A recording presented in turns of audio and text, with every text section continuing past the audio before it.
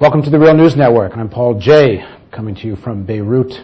In one of the more memorable and perhaps globally popular moments of the Iraq War, Muntadhar Al-Zaidi made a statement, he said, on behalf of the Iraqi people. In Baghdad today, President Bush showed up for an unannounced farewell visit. But much like the war in Iraq itself, things didn't go exactly the way they were planned. His final farewell to the country he sent his troops to 5 years ago. George W. Bush पर इराक के अल बगदादिया चैनल के पत्रकार मुंतजर अल जैदी ने फेंका था जूता. Cette scène a fait le tour du monde. George Bush, alors président américain, esquive de justesse les chaussures.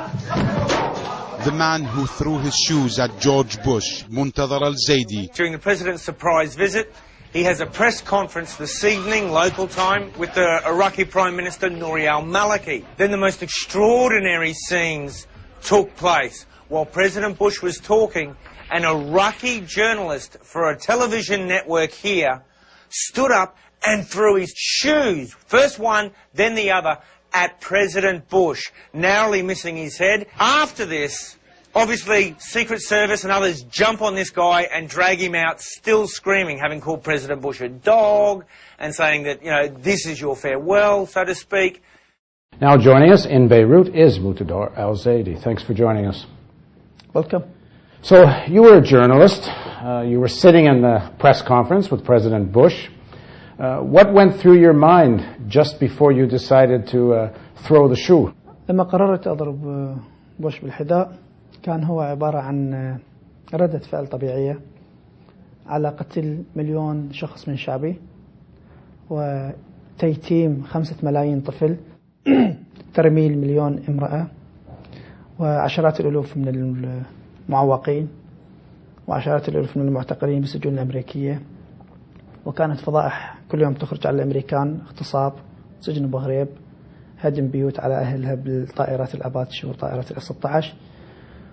كل هذا وأمام العالم كان يقول بوش إنه الشعب العراقي كان سعيد بوجودنا وإحنا حررنا الشعب العراقي واستقبلنا بالورود. أردت أن أؤرخ اللحظة، أن أعطي لبوش درس من العراقيين، إنه نقول له كذبت، لم نستقبلك بالورود وإنما ودعناك بالأحذية. فكان القرار صعب مو سهل، لأن أنا كنت متوقع أنه أقتل نفس اللحظة اللي أضرمي بها بوش، حسب ما كنا نسمع من آلة دعائية إعلامية كبيرة حول حمايات الرئيس وحذر CIA وإلى آخره.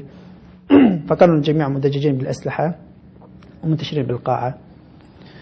فأنا كان الموت أمام عيني، لكن كان العودة ولو جزء من الكرامة بيدي. فقلت خيرت نفسي بين الموت وبين عودة جزء من الكرامة، بين تعريف العالم أنه العراقيين مستائين من وجود بوش وجيشه في العراق، أنه العراقيين ما استقبلوا بوش بالورود ولا جيشه، أنه العراقيين جاي يقتلون كل يوم برصاص الاحتلال الأمريكي أو برصاص الموالين والميليشيات التابعة بشكل أو بآخر لأمريكا. Did you go there planning this, or it's something you decided in the moment? لما دخلوا الجنود الأمريكان العراق كان لكل إنسان خطة كيف يدافع عن بلده. وأنا ما أعتقد إنه إذا دخلوا الأمريكان اللي هم مجاورين كندا، إذا دخلوا إلى كندا راح ينتظر الناس إنه ربما أمريكا تخرج في يوم. لا، أنا أعتقد أنهم راح يقاوموهم. كل العالم لما تعرض للغزو كان يقاوم. فرنسا لما غزتها ألمانيا قاومت، الصين لما غزتها اليابان قاومت، الجزائر لما غزتها فرنسا قاومت، وكذلك كل العالم. ليه مستخسرين بالعراق أن يقاوم؟ But when you went to the press conference that day, had you planned to throw the shoe, or something you decided? كان القرار من زمان إنه كيف أرد الصاع لبوش، كيف إنه أعرف حقيقته إنه رجل بلا مبدأ. فكانت كثير من الأشياء تراودني، وأنا رجل سلام مو رجل حرب. أنا كنت أفضح الاحتلال بقلمي، لكن ما أعتقد وصل للقلم لكل العالم. ما أعتقد العالم قرأت عني أو شاهدت عني ما يجري بالعراق. لكن لما رميت بوش بالحذاء عرفت أنه ما يجري بالعراق. شنو سبب هذا الشاب الصحفي المفروض أنه عنده يكون يلتزم بالقلم والخبر أنه يرمي حذاءه، فأكده من جديد. هذا كان تخطيط قديم. وأيضا أنا تركت شريط مصور ووصيتي كتبتها. كنت أخشى أنه فئة معينة أو جهة معينة سياسية كانت أو حزبية أنه تتبنى موقفه وتقول هو بعد أن أقتل تقول منتظر الزيدي هو تابع لنا. فتركت شريط صغير عليه 5 دقائق من تسجيل أنه أنا هذا كرامة لشعبي وفداء لأبناء وطني وأنا لا أنتمي إلى حزب أو أي جهة معينة. فتركت هذا الشريط قبل 3 سنوات. كان بوش جاي للعراق، تركت وصية إلي بعد ما ماتي أن توزع كل ما أملك، نصف إلى عائلتي ونصف الآخر لمشاريع خيرية. وانتظرت لحظة الساعة 0 اللي يجي بيها بوش أي وقت كان، فكنت مستعد في أي لحظة لهذا الموضوع. وحتى ما ارتبطت وحتى ما تزوجت ولا كنت أفكر بالمستقبل شيء بناء على هذا الأمر اللي سويته. فلما جيت للقاعة كان خيار جدا صعب، وليس اللي يتوقع الإقدام على الموت سهل، فهذا يعني هذا ما يعرف طعم الموت.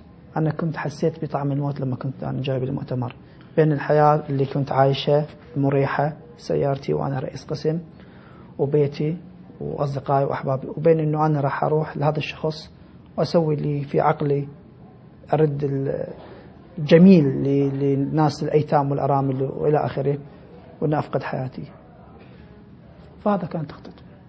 Please join us for the next segment of our interview with Muntadhar Al-Zaidi on The Real News.